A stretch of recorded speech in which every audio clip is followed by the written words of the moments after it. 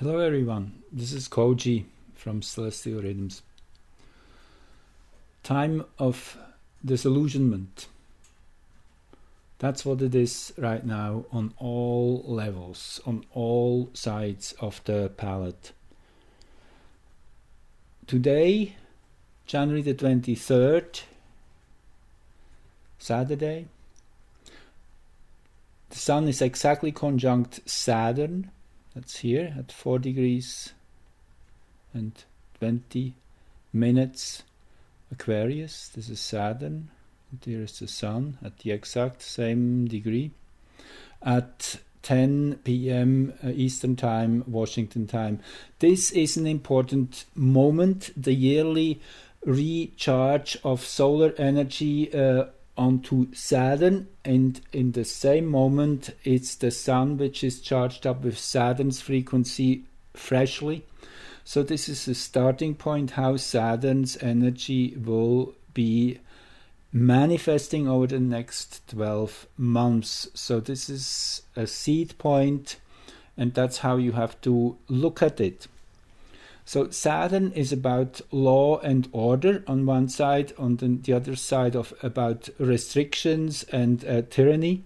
So it is that whole spectrum of structure and architecture and putting a sequence and whatever, make the system stable, give it discipline.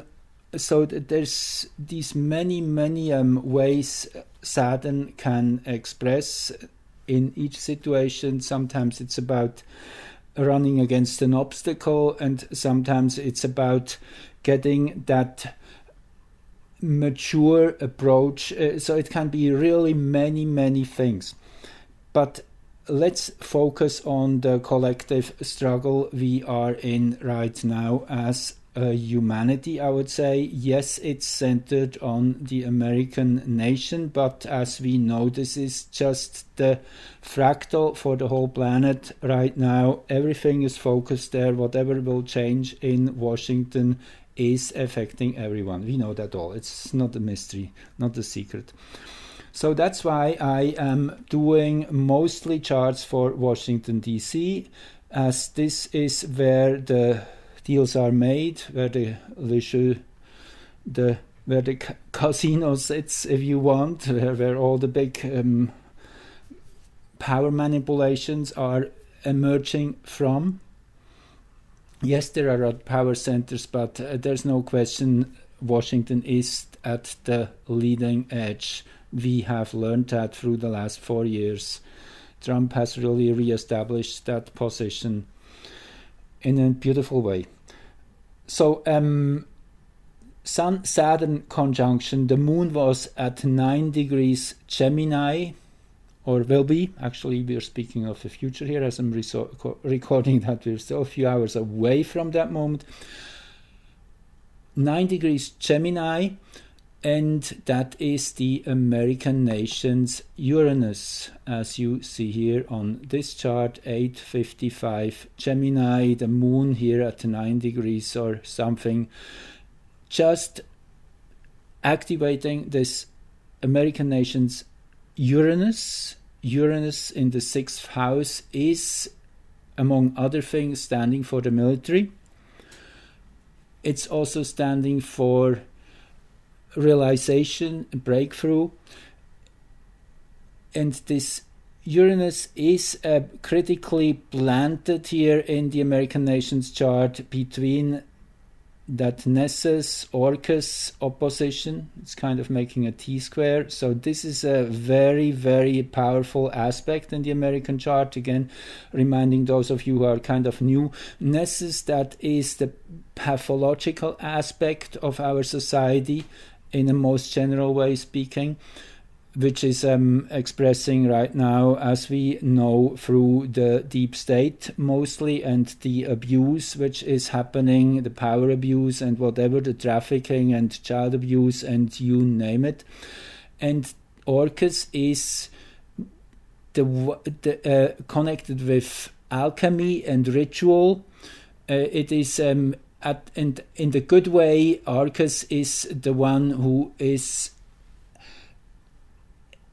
creating the environment for a shamanic journey, if you want to go deep into those nooks and corners of the deeper mysterious teachings, if you want. So Orcus is a powerful energy, but again, if it's misguided, it becomes what we know as the satanic ritual abuse, which is very prominent in our society, and you won't be surprised it's so prominent in the American Nations chart here. Pretty much the one opposition closest to the ascendant, T-squaring the ascendant, the other one is Varuna and Sedna, which is also a powerful opposition. And just a few words here also, as we're on it, Varuna, that is the energy of law, and let me just find here my note. I just looked at it before. Okay. Oh yeah, I took it out. Here it is. So Varuna is a newly found smaller planet. They is named after a pre-Vedic creator god, protects rights and life in general, righteous, strong in principle, unwavering, ethical, the punisher of those who lie and do not honor contracts. Interesting. So Varuna is opposing Sedna. That is also a rather difficult energy. Sedna is related to all the things we do not really want to see, we push them far away into the alien worlds, into that deep space. Sedna is just coming back from an over 11,000 year orbit out into the depth of the solar system. So Sedna is named after an Inuit goddess who rules the sea and all the creatures in the sea, but is definitely connected to neglect and abuse as well. So there's lots going on here, and this is really the shadow which we are purging right now and bringing light into these energies to allow them to express themselves in a higher way, in a similar way as I described Saturn having all these many levels and layers. Symbols are that way. They in themselves, by themselves, have no what you would call good and bad in them. They are comprehending the whole spectrum. So it's really depending on the frequency band you will manifest them. That's how then these energies will show. So if we bring in a higher frequency band, then these energies will be lived in a totally different way, I should say. Even Nessus is becoming has that potential. Nessus as being that energy of pathological behavior. Everything can be healed in the end, and it is Nessus who then brings that past experience of what it is to come from such a place, which has a wisdom in its own way, you could say. So what I want to say here is that we are at a critical moment in human history, and the American nation is kind of on the chopping block in the ironsmiths, on the hammering. You get the picture. It's that kind of situation we're in. Juan Savin compared it to a near-death experience for the American nation, what's happening right now. And I have this, just read this tweet by Martin Gaddis, just want to share that with you too. So let me show the whole thing here, the other part I have here. Martin Gaddis, those of you who do not know, he is from England. He's a great patriot. He has a very brilliant mind. He's a computer guy, and he has definitely helped giving insights in the whole Q movement in the last let me see what's happening here.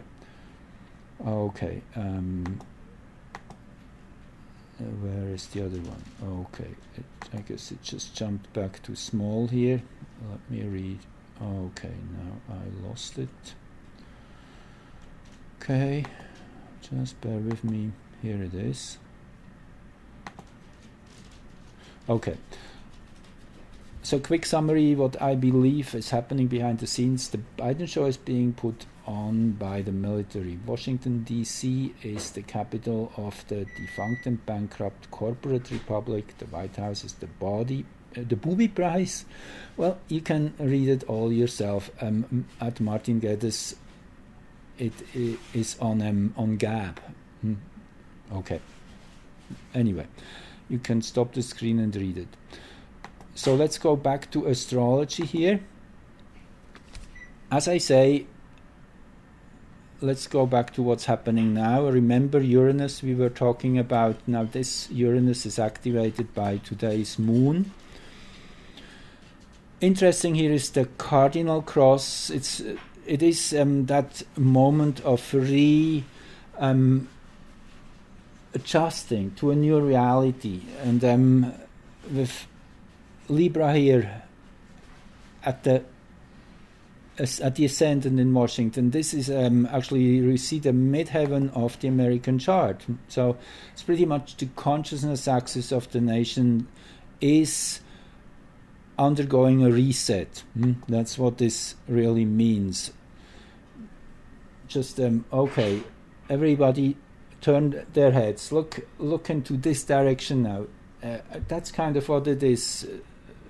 The orange guy who had to take all the blame, he is out of the picture now. Who is given the blame to?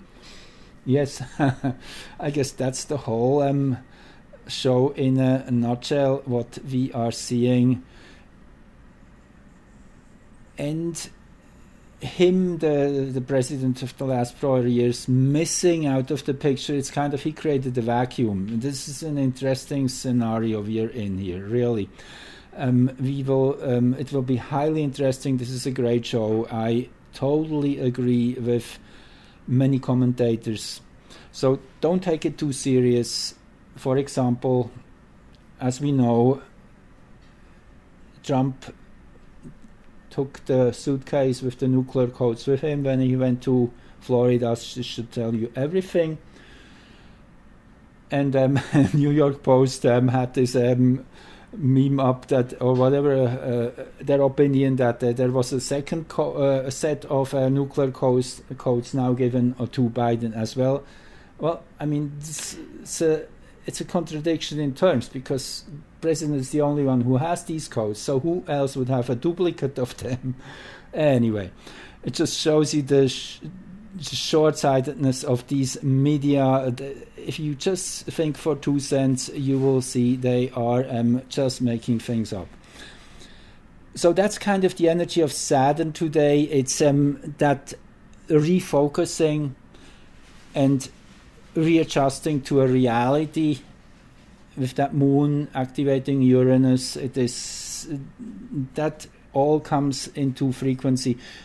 I didn't even mention yet, you see Orcus and Nessus are at the almost same spots as they are in the American chart. Just go back for a sec, you see Nessus Pisces, Orcus here in Virgo, and if we zoom back, Orcus here and Nessus here. So this is just reactivating that kind of dormant energy and bringing it into full exposure.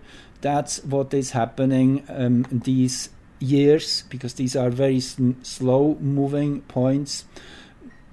They move at the speed of, I guess, Orcus in the range of 300 years for one full orbit, which puts it in the category of Pluto. something like 20 years plus in one sign. Nessus is a little faster, 120 years or so for one full orbit. However, Nessus has quite a eccentric orbit and is right now in this part of the zodiac farthest away from the sun, so also Nessus is moving very slow, and they will have multiple oppositions here over the next few years and in the last few years. This is that whole process now of rooting that evil out. That is really amazing how astrology again shows that it's all there. No surprise. History has been written long ago. It's just now finally playing out. It's really like that. Astrology is amazing. If we can read it, that's the only problem. We have to learn the language. We have to learn to understand the symbols. But then you can see everything in it. No surprise. So if we look at the midpoint now of that Sun-Saturn conjunction of today and the American people's birth chart, and you see again this time 746 Gemini is that resonance point between the then and the now. Again, where Uranus is in the American chart, where the moon is, you see Uranus here is 855 in the American chart, and if we go back to the Saturn Sun conjunction, moon here at 938, and now in the midpoint we have 746 at the ascendant, and even more so Saturn being here at the opposition point of that in this midpoint chart. It's quite special to see all these synchronicities. And then we have another one here in this midpoint chart, Astrea, which we will get to in a second. Astrea is the one not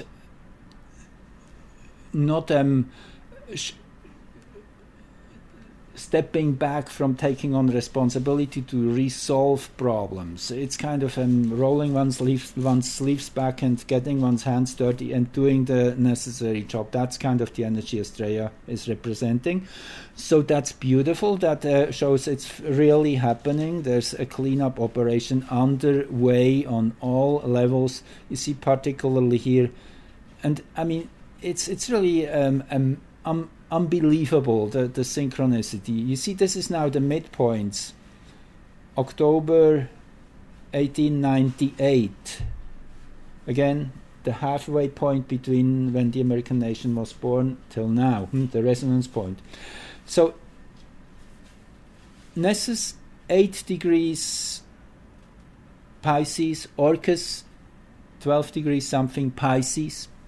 So, again, the same degrees, the same signs, this time both are on the same side of the zodiac, as Nessus takes, as I say, about 122 years or so to circle, and the American nation is 244 years old, so you can easily make the math. That's exactly 2 orbits, and the midpoint is naturally around that time too. So it's really amazing how and I guess that's really what I learned, and I studied astrology for many decades, on and off naturally, not steadily, but you have to see multiple repetitions of the same energies to have the ability to fully manifest itself. So there need to be many different levels of the same energy which then allows them to manifest, you could say. So this is interesting. In the midpoints, in the transits of today, and in the natal chart, we have that same 2 points. That's why this will definitely come into the forefront. This will be probably the big push of the white hats to bring out all that laptop of the Biden guy, the Biden son, into the forefront, and enlighten the public of what really these people are about, and bring that in from a whole different angle. Because now it's no more the government, so to speak, represented by the president, who is infusing this energy, which was a contradiction in terms, because the government is in fact the one who is the culprit of all that, at least very, very strongly involved. Anyway, just not wanna go down that route. You know what I'm talking about. But you see this T-square Nessus here up high with Astrea. Yeah, I guess this chart is very powerful.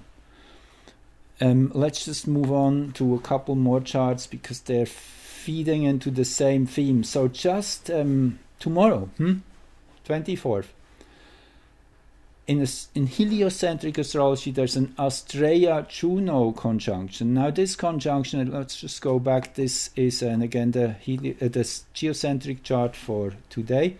Just showed you the two positions here in the geocentric geometry. So just give me one sec, finding them. Here is Juno, and Astrea is here. Okay, this is interesting. You see, this again shows you how different the perspective can be, particularly for bodies which are kind of close or in between the Sun and Earth. Naturally, the perspective can change dramatically. Here it is so. So here in the geocentric vision, no, I'm in the wrong chart, sorry. Let's go back, okay. So, Juno, oh yeah, here they are in the same place. Okay, sorry, that was a mistake. But still, what I said is true for Mercury, for example. Mercury can be in totally different signs in heliocentric and geocentric astrology. These two now, it's pretty in the same spot. So they have been in and out of contact here for the last few months already. Juno is the asteroid which rules partnership and teamwork. Those of you who listen regularly to me know this is again a major player in the American nation's chart. It's in that opposition here from the 4th to the 10th house here, which I have repeatedly said this is the deep wound which was inflicted upon the American population, to be divided, to be played out again once another, that Chiron wound, and that's another thing which we are healing right now. This is this energy has been activated in many times. Just one way I think not many astrologers have talked about is that comet Neowise, which was really the big unexpected celestial event of 2020, came in from that region, because that's a very strong parabolic or even elliptical orbit. I guess it's a returning comet, so it's an elliptical orbit, but very steep, and that was the degree that comet came in, and then it was adjusted by how close it came to the Sun, so it escaped in a different direction around 11 to 13 degrees Sagittarius. So this in itself was very exciting to see, that it activated both the Americans' Juno and Saturn naturally too, which is about responsibility and power to at best this is really the power of the people, in a very good way, to taking the law into their own hands, to honor the Constitution, to be a true republic, to work as one people. That's what it is. So this is what is about to come back. Yeah, it was interesting that Neowise, that comet, was activating these 2 points. I found that really really beautiful. Very a very good omen in that sense. So if we go back to okay, Juno, you see 20 degrees Libra in the American chart. So tomorrow early morning is a reset of those two energies of Astrea and Juno here in this degree, 27, 20 in Scorpio. Interesting again how it links into the American chart, as this is exactly square in the American nation's moon, which is kind of here in between Sedna and these two. So it is it's a painful process, you could say. Cleaning up is not easy in that sense. You have to expose yourself to all that bad smell and whatever disgusting stuff. That's kind of what cleaning up means, and getting rid of all kinds of gook. Sedna also kind of representing that. So that's what we are looking at here. Now, the moment these two are exactly conjunct, which will be tomorrow, Sunday morning, 2:50, or actually in the afternoon, sorry, 2:50 p.m. Eastern Standard Time. When you look at the geocentric chart of that moment, how the planets are seen from our perspective, what stands out again is the moon conjunct the north node. So this is beautiful. The moon at the the rising node, that is where the moon kind of rises out of the sun-earth plane. Kind of, you have to think the moon was underwater for the last 14 days, if you want, and then now it comes above water. If we think of Earth as south being below water and north above water, which kind of is the natural way of seeing it. The southern hemisphere is underground and the northern above ground. Also interesting that 90% of population live on the northern hemisphere. The greater amount of land mass is on the northern hemisphere. So the northern hemisphere has kind of the upper hand. Okay, so the moon at the north node, that is again empowering the people. The moon standing for the people. The moon standing for following our intuition and our feelings, honoring our changing moods. And naturally one can get too much into that, but it is one of the best places for the moon in general, connected with the north node.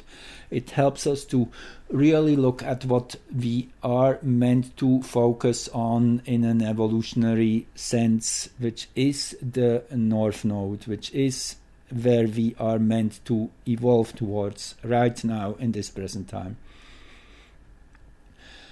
So and once again, you see, it keeps repeating what we have here again, when that conjunction is exact, which is about cleaning, reorganizing how we work together, how we are together as people. Orcus and Nessus. How interesting. So that's kind of the bigger message we are seeing here. I mean, there's many more things I could say about that. You see, in a general way speaking, we are now in this 4 or 5 day period between the sun's alignment with Saturn, which was today or will be today, and Jupiter's with Jupiter, which is the other giant planet. Remember, we saw them all both at the same degree here at 0 degrees Aquarius by December 21st. Meanwhile, Saturn has moved that much, and Jupiter, that is faster, has moved up into the 8th degree. Here you see it's a little hard to see. That is the 821. That is Jupiter's degree and minute. right now as we speak. So it is that window of activating these two giant planets. And again, Saturn and Jupiter are the two big hands on that cosmic clock. They are standing for the evolution of societies. They are ruling socio-economic rhythms. So this is big for the restructuring of society, to give us a new direction in general as people, what is going on during this week. And again, it's I mentioned in my last video, hexagram 41, which is decrease. It's kind of this disillusionment, which resonates with that decrease. It is a defeat in a way. I mean, nobody really won. Definitely, the majority of the people, the patriots, were cheated out of having the continuance of government with and on the other hand, the people who won, they are disappointed too, because it's not really turning out the way they were wishing. Maybe they don't see that yet, but I guess, I mean, it's obvious. I mean, how can you overlook it? It's just really becoming a farce, a clown show, the whole thing, with the military turning their backs towards the motorcade and things like that, and the big guy being denied the nuclear codes. And I mean, it's too obvious.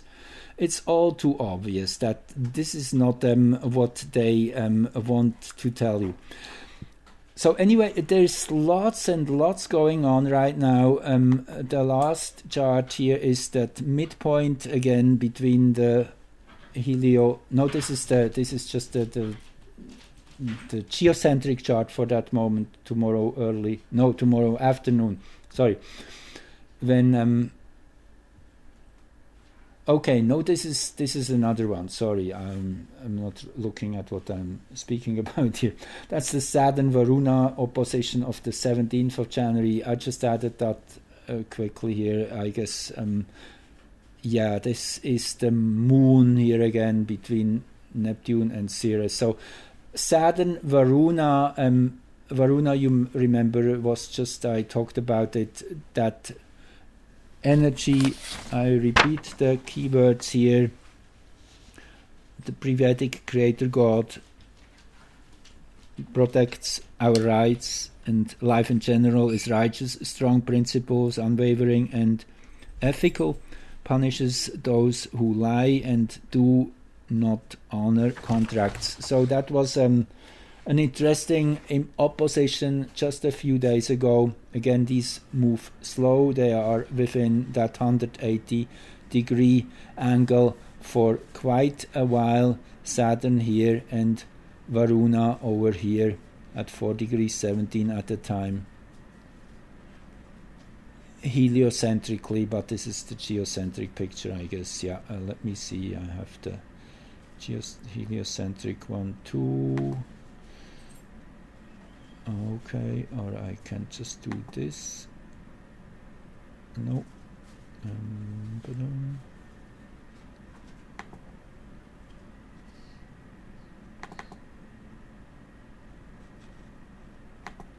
Okay. But I'm sorry for that. Just wanting to show you. Okay, I guess I didn't do that yet. Now we are good. Okay. Okay, so this is the heliocentric. 408, 408. Here we go. That was the moment. Yes, I looked it up in the ephemeris to get the exact moment.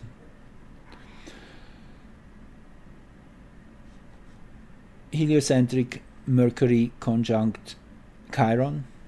Interesting again. Yes, the focus of thinking, in that sense, of communicating, of Mercury is that ability to put a grid over reality and recognize it, speak about it, write about it, healing and the wound in general. And well, I guess I should stop here. It shouldn't be that long, otherwise you don't watch it. So thanks again, and talk to you soon. Bye bye.